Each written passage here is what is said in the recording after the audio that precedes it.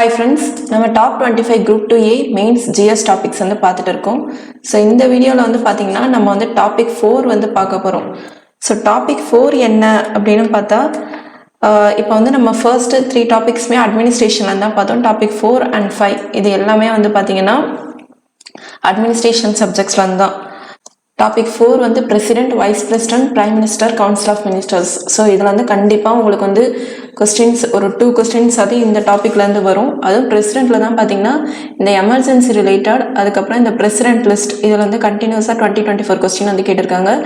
நான் இந்த வீடியோவில் வந்து 2024 ஒரு 7-8 எக்ஸாம்ஸ் வந்து நடந்திருக்கு, கிட்டத்தட்ட 10 எக்ஸாம்ஸே நடந்திருக்கு. ஸோ அதுலேருந்து என்னென்ன கொஸ்டின் கேட்டிருக்காங்கன்றது மட்டும்தான் எக்ஸ்பிளைன் பண்ண போகிறேன். அதுக்கு முன்னாடி நடந்த வருஷம் எக்ஸ்பெக்டட் கொஸ்டின்ஸ் அதை தான் நான் ஆல்ரெடி ஒரு வீடியோ எடுத்திருக்கேன், அதோட லிங்க் வந்து டிஸ்கிரிப்ஷனில் தரேன். ஸோ நீங்கள் அந்த வீடியோ பார்த்தீங்கன்னா பழைய கொஸ்டின்ஸ் பிரசிடென்ட்லேருந்து பிரைம் மினிஸ்டர்லேருந்து என்னென்ன கேட்டிருக்காங்கன்றது உங்களுக்கு தெரியும். இதை தவிர்த்து முன்னாடி உள்ள 3 வீடியோஸும் கண்டிப்பாக பாருங்கள்.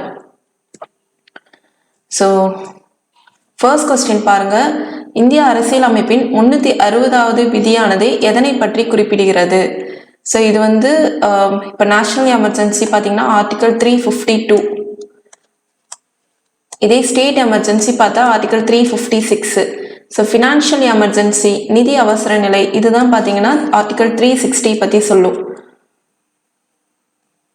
அடுத்த கொஸ்டின், குடியரசுத் தலைவர் மற்றும் துணை குடியரசுத் தலைவர் பதவிகளை யாரும் வகிக்காத ஒரு சூழலில் குடியரசுத் தலைவராக பதவி வகித்த இந்திய தலைமை நீதிபதி யார்?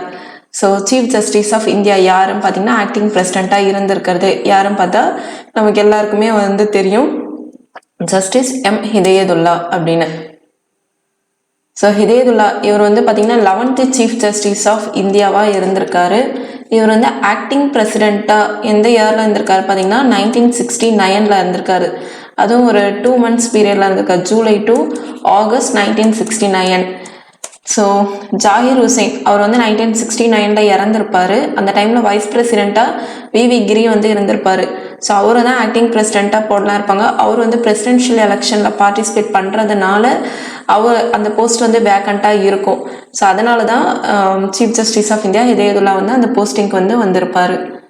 ஸோ இதெல்லாமே ரொம்ப இம்பார்ட்டண்ட்டான இன்ஃபர்மேஷன் பார்த்துக்கோங்க. அடுத்து, அடிப்படை உரிமைகள் எவ்வாறு நிறுத்தி வைக்கப்பட முடியும்? இதுலேயும் பிரசிடென்ட் ரிலேட்டடாக வருது, அதனால தான் இதை வந்து பிரசிடென்ட் டாபிக்குள்ளே கொண்டு வந்திருக்கேன். ஸோ ஃபண்டமெண்டல் ரைட்ஸ் வந்து எப்படி வந்து சஸ்பெண்ட் ஆக முடியும் அப்படின்னு கேட்டிருக்காங்க.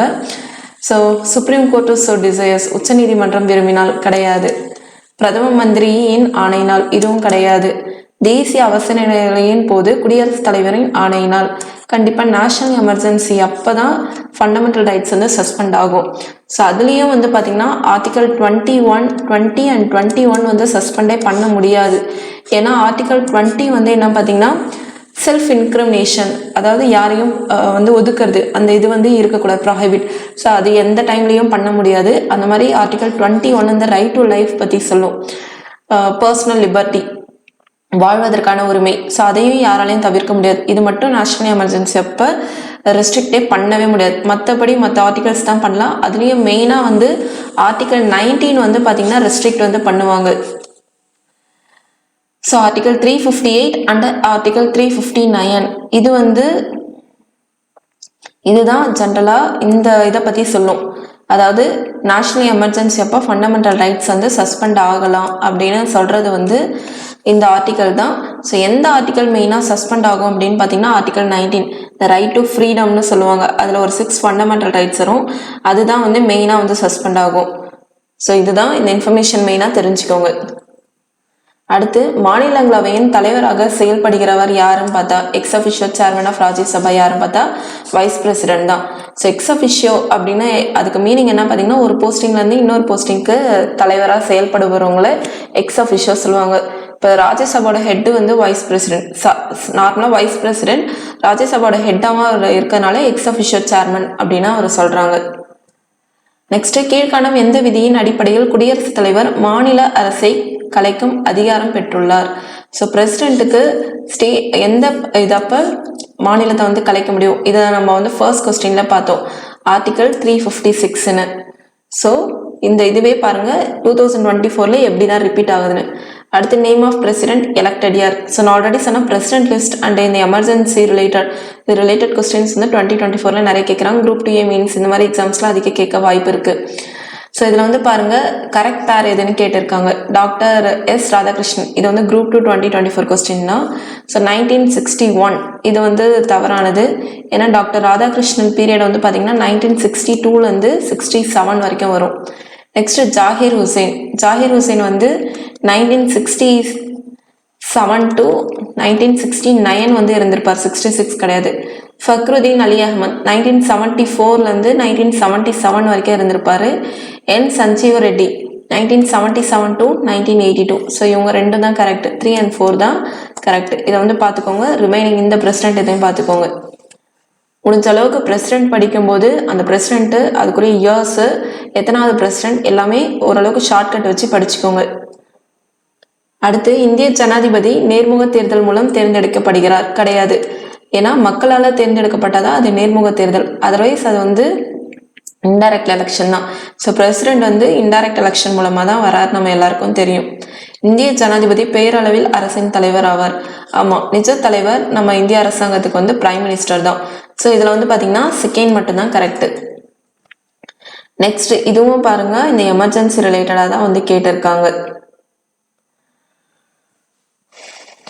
ஸோ ஆர்டிகல் 352 இதில் வந்து இன்கரெக்டாக பேரா இருக்கிறது எதுன்னு கேட்டிருக்காங்க. ஸோ ஆர்டிகல் 352 நேஷனல் எமர்ஜென்சி இது வந்து கரெக்ட். ஆர்டிகல் 356 ஸ்டேட் எமர்ஜென்சி இது வந்து கரெக்ட். ஆர்டிகல் 362 ஃபினான்ஷியல் எமர்ஜென்சி இது வந்து ராங். ஆர்டிகல் 360 தான் ஃபினான்ஷியல் எமர்ஜென்சி.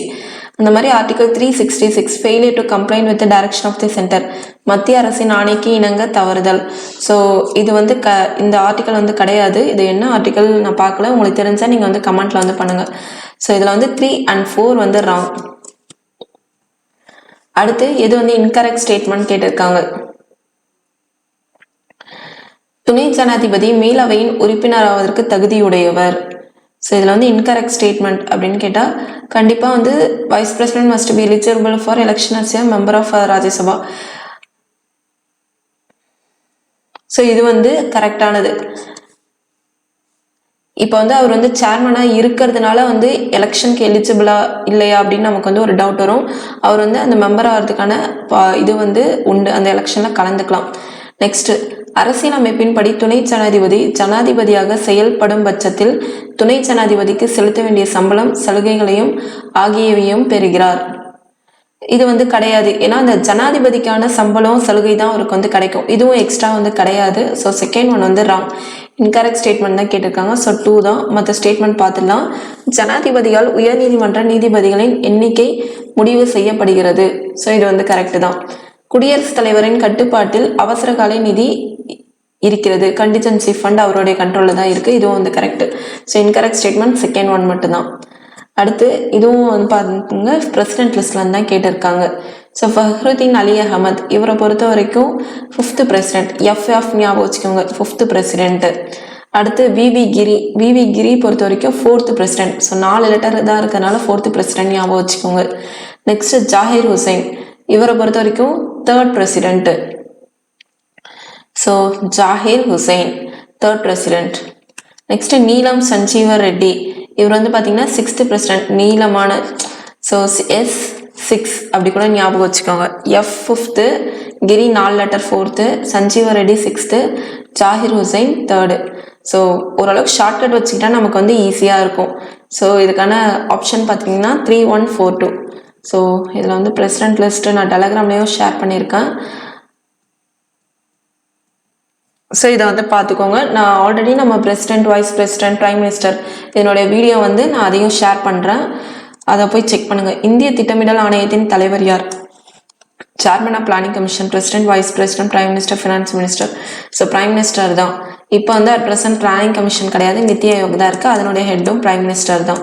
இதை தவிர்த்து இந்த டிசாஸ்டர் NDMA இதுக்கெல்லாமே ஹெட் வந்து பார்த்திங்கன்னா பிரைம் மினிஸ்டர் தான். ஸோ இதுதான் ஓவரால் 2024 இந்த டாபிக்லேருந்து ஒரு 10 கொஸ்டின் பேப்பர்லேருந்து கேட்ட கொஸ்டின்ஸ் இதெல்லாமே. இதை தவிர்த்து மற்ற கொஸ்டின் பேப்பர் எல்லாமே நம்ம கலெக்டடாக ஒரு புக்காக வந்து பப்ளிஷ் பண்ணலான்னு இருக்கும். ப்ரீவியஸ் இயர் கொஸ்டின்ஸ்னு ஒரு 25 கொஸ்டின் பேப்பர் 2024 நடந்தது. அதை தவிர்த்து இதில் வந்து ஒரு குரூப் 1 பேட்டர்னில் அப்ஜெக்டிவ் டைப்பில் கேட்குறாங்கன்ற பட்சத்தில் ஸோ அது ரிலேட்டட் அந்த டைப்லேயே வரும்ன்றதுனால குரூப் 1 எல்லா எக்ஸாம்ஸும் ஃப்ரம் 2013 அதுக்கப்புறம் குரூப் 2 எல்லாமே சேர்த்து ஒரு 25 கொஸ்டின் பேப்பர்லேருந்து ஒவ்வொரு topic wise previous year questions வந்து லிஸ்ட் எடுத்து ஒரு புக்காக பப்ளிஷ் பண்ணலான்னு இருக்கும். ஸோ இந்த கிளாஸஸ் வந்து நீங்கள் கவனிச்சிட்டே இருங்க. அதை நான் பப்ளிஷ் பண்ணோடனே அதையும் வாங்கி படிங்க. கண்டிப்பாக உங்களுக்கு எக்ஸாம்ஸ்க்கு ரொம்பவே யூஸ்ஃபுல்லாக இருக்கும். ஸோ நான் ஆல்ரெடி சொன்னதான், என்னுடைய பழைய வீடியோ வந்து நான் டிஸ்கிரிப்ஷனில் தரேன், அதையும் பாருங்கள். நிறைய கொஸ்டின் ப்ராக்டிஸ் பண்ண மாதிரி இருக்கும். ஸோ இதுதான். தேங்க்யூ.